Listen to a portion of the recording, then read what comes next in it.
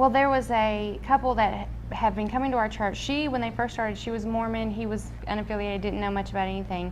And then they were here, they heard Scott preach, and they felt the love of the church. They decided that she needed to know the Lord. She was actually baptized. Some things didn't go quite right for them. They were homeless for 3 weeks, and then they found a home. God blessed them with a home. They did not have electricity for 2 weeks, their first 2 weeks, because they couldn't afford to get it turned on. So then we had the reverse offering, and we thought for sure, that they would be blessed by that. Well, they didn't take anything. As a matter of fact, we only had one person take $15, and it was a homeless guy, and he said, that's all I need is $15. That'll buy lunch for the week. Well, then Wade called him and said, let us bless you. Come into the office and let us help you. That's what the church is here for. And they told Wade that the reason they didn't take any money was because after seeing Devontae's story, they said, how could we ever complain about anything? How could we ever ask for anything? So it was just totally amazing. So we actually forced them to take the money and get their electricity turned on. And they're active in the church, and they're serving, and they're just awesome. I think what's really cool about that is there's been groups of people that we've actually tried to go in and help and minister to and say, we're going to do this for you, we're going to do this for you, and we're going to do this. And it turns out that the return from that effort has been less than when we just say, look, we don't want to enable you. We don't want to get in front of the Holy Spirit. We want to allow God to work in your lives.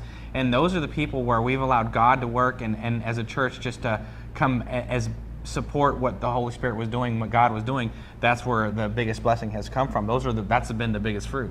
Is from those people. What you call coming alongside them instead of here's your handouts. But we've had a family in our church, 2 families, open up their homes to people and take homeless people in, and it's just been amazing. What's really cool about at that church out here, what we're doing, what's really cool is the fact too is that God has brought all these unique people together. He's brought some people that work at Union Rescue Missions, and he's brought people that work here in the local community. And not only we've been able to provide shelter for homeless people through that resource, or jobs, or places to live, or finances, or resources. It's like we're a small group of people, a core that God has started here, but there's just so much happening with that core. It's just how God does things. And so often we talk about here too is what he's done with what Christ did with 12 men. It's so unique what he's doing with a few group of people here. And things are just getting ready to happen. I mean, we haven't even begun to scratch the surface yet of what God's going to do here at that church. And so that's kind of just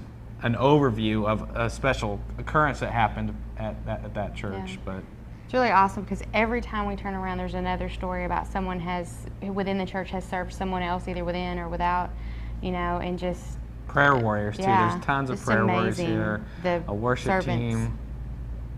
Team. Just a lot going on.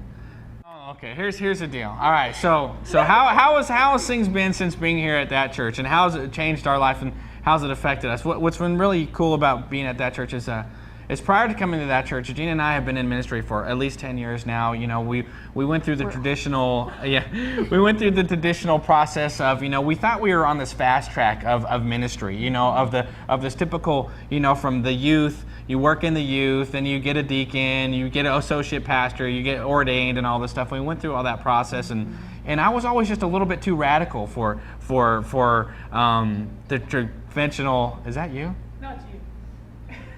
It's Gina.